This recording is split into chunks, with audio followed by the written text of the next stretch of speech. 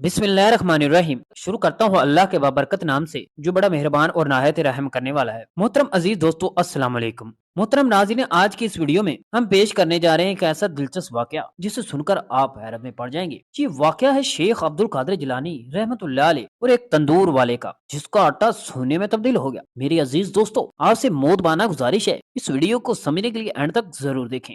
मोहतरम नाज़रीन, आप रहमतुल्लाह अलैह फरमाते हैं, एक दफा का जिक्र है कि जब मैं बगदाद शरीफ में था और जमाना तालिबे इल्मी में तालीम हासिल कर रहा था, अपने घर को छोड़कर बगदाद शरीफ आया था। जो दिनार मेरी वालदा माजिदा ने मुझे दिए थे वो अब खत्म हो चुके थे, जिसकी वजह से मुझे काफी तंगदस्ती और आजमाइश का सामना करना पड़ा था और कई रोज तक मुझे खाने के लिए कुछ भी ना मिला। अब ऐसा हाल था कि किसी के आगे हाथ फैलाएं, अल्लाह के सिवा वो किसी से भीख भी नहीं मांगते, तो सिर्फ अल्लाह ताला के दर से ही मिलती है।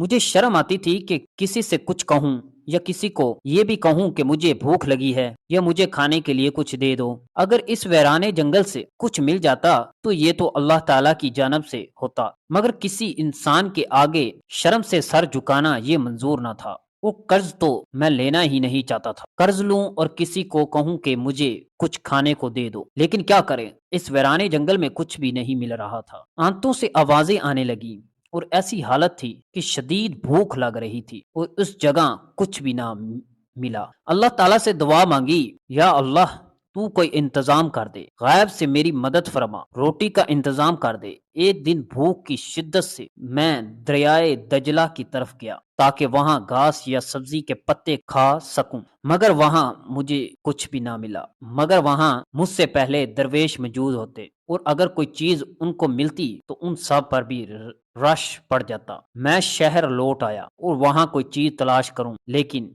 वहां भी कुछ नहीं मिला। बिलाखिर मैं भूख से निडाल होकर मस्जिद के एक कोने में बैठ गया और अल्लाह का जिक्र करने लगा। भूख की शिद्दत इतनी ज्यादा और प्यास भी इतनी ज्यादा कि सर चकराने लगा और आंखों के आगे अंधेरा छाने लगा। उठना मुश्किल हो गया था और जिस्म इतना कमजोर पड़ गया कि उसमें जान ना बची। ऐ अब्दुल कादर, अब आप बर्दाश्त नहीं कर सकोगे, उठो और किसी से कर्ज लो और किसी से कर्ज लेकर रोटी लाओ।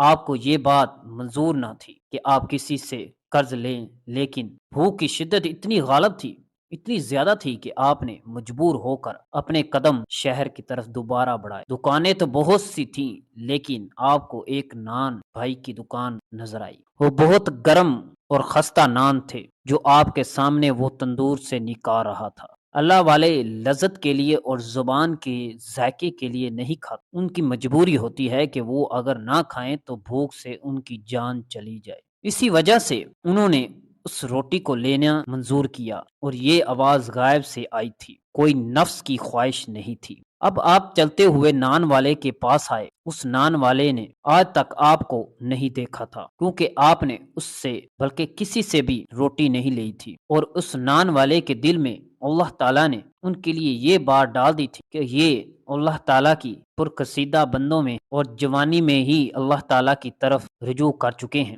तालिबे इल्म है, इसलिए उनके लिए रोटी का इंतजाम किया जाए। उसके दिल में खुद ब खुद आपकी इज्जत आ गई और ऐसा लगने लगा कि वो आपको पहचानते हैं, आपकी बहुत इज्जत करते। आप फरमाने लगे कि वो मुझसे कहने लगा, आप अब्दुल कादिर हैं? तो मैंने कहा, हाँ मैं अब्दुल कादिर ही हूँ, वही अब्दुल कादिर जो बगदाद शरीफ में तालीम हासिल करने के लिए आया हूँ। आपने फरमाया, हाँ मैं वही हूँ। तो उस नाम भाई ने कहा, क्या लेना चाहते हैं? मैंने कहा, अगर मैं रोज तुमसे एक नान लूं तो क्या तुम मुझे दोगे? मुझे बहुत भूख है और भूख से पड़ा भी नहीं जा रहा। नान भाई कहने लगा, आप कैसी बातें करते हैं, ये तो सब आपका है, एक नान क्या करना है, आप तो पूरी दुकान ले लें, मुझे कोई एतराज नहीं होगा। लेकिन मैंने कहा कि नहीं, मुझे सिर्फ एक नान ही चाहिए और रोजाना मुझे एक एक ही नान दे देना, और उसके बदले जब भी मेरे पास पैसे होंगे तो मैं तुम्हें कर्ज लौटा दूंगा, क्योंकि मैं अपने सर पर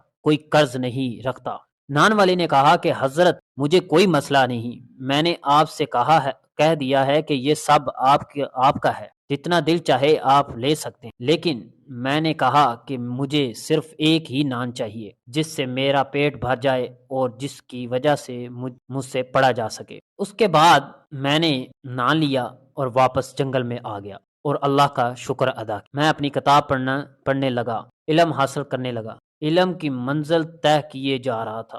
یہ علم دنیا کا عدل نہیں تھا، بلکہ اسرار اور رموز کھل رہے تھے۔ وہ باتیں پتہ چل رہی تھی جو کسی عام انسان کو پتہ نہیں چل پاتی۔ یقیناً یہ وہ علم تھا جس سے دنیا اور انسانیت کو فائدہ پہنچنے والا تھا۔ اب یوں ہی دن گزرتے گئے۔ ایک دن آپ کے دل میں خیال آیا کہ میں تو روز اس نان والے سے نان لیتا ہوں اور وہ مجھے بڑی محبت سے نان دیتا ہے، میری عزت بھی بہت کرتا ہے، لیکن کیا یہ ٹھیک ہے کہ میں قرض پر قرض لیتا جا رہا ہوں، جبکہ میں نے اس سے وعدہ کیا تھا کہ میں یہ اپنا قرض لوٹا دوں گا، لیکن میرے پاس پیسے نہیں ہیں، تو پھر میں کہاں سے اسے نان کے پیسے واپس کروں گا؟ یہ خیال اتنی شدت سے مجھے آیا کہ میں نے کہا کہ اے عبد القادر، قرض تو قرض ہوتا ہے اور تم قرض کی روٹی کھاتے جا رہے ہو، کچھ تو کرنا پڑے گا۔ اس نان والے کو پیسے تو دینے پڑیں گے، لیکن کوئی صورت نظر نہیں آ رہی تھی۔ آپ کہتے ہیں کہ مجھے اتنی شرم آئی کہ شرم کے مارے کتنے دن میں روٹی لینے اس کے پاس کیسے جاتا، اس سے نظریں نہیں ملا سکتا تھا۔ بہت دن گزر گئے اور میں اس نان والے کے پاس نہیں گیا۔ ایک دن میں سوچ رہا تھا کہ قرض میں اسے کیسے لوٹاؤں گا۔ غائب سے ایک آواز آئی اور کہنے والا کہہ رہا تھا کہ عبد القادر، آپ کی روٹی کا قرض اتارنے کا ذمہ اللہ تعالیٰ نے لیا ہے، آپ اس بات کی فکر کیوں کرتے ہیں؟ آپ کو جانا چاہیے تھا۔ تو آپ نے کہا کہ میں تو یہ سوچ کر ہی شرما گیا کہ قرض کی روٹی میں کیوں کھاؤں، اب میں وہاں نہیں جاؤں گا۔ میں نے یہ فیصلہ کیا ہے، اس نان والے سے روٹی نہیں لوں گا، اس کے پاس نہیں جاؤں گا۔ فوراً غائب سے آواز آئی، اے عبد القادر، قرض کی ادائیگی کرنے تو جانا ہی پڑے گا۔ اللہ تعالیٰ آپ کو بہت چاہتا ہے اور آپ پر کسی کا کوئی قرض نہیں ہے، آپ اس کی فکر نہ کریں۔ آپ کے قرض کو لٹانے کی ذمہ داری خود اللہ تعالیٰ نے لی ہے، جو تمام خزانوں کا مالک ہے، جو بادشاہوں کا بادشاہ ہے۔ آپ کی ذمہ داری تو اس کے ہاتھ میں ہے، آپ کیوں پریشان ہوتے ہیں؟ آپ نے کہا کہ میں روٹی کا قرض کیسے اتاروں گا؟ غیب سے آواز آئی، اے عبد القادر جیلانی رحمۃ اللہ علیہ، آپ اس جگہ پر جائیں جو ہم آپ کو بتا رہے ہیں، بغیر کسی سے بات چیت کیے ہوئے وہاں جو بھی چیز ملے گی وہ اٹھا لینا اور اس نان والے کا قرض چکا دینا۔ آپ نے فرمایا کہ میں بتائے ہوئے مقام پر پہنچا۔ وہ جگہ آبادی سے بہت دور تھی، وہاں ویرانہ ہی ویرانہ تھا، کسی چیز کا نہ آنا جانا تھا۔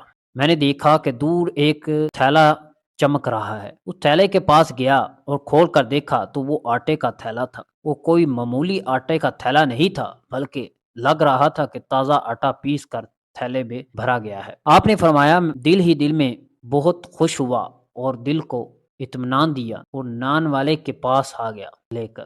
اس نے کہا، حضور یہ کیا ہے؟ میں نے کہا، خود دیکھ لو۔ وہ بھی اسے آٹے کا تھیلا ہی سمجھ رہا تھا۔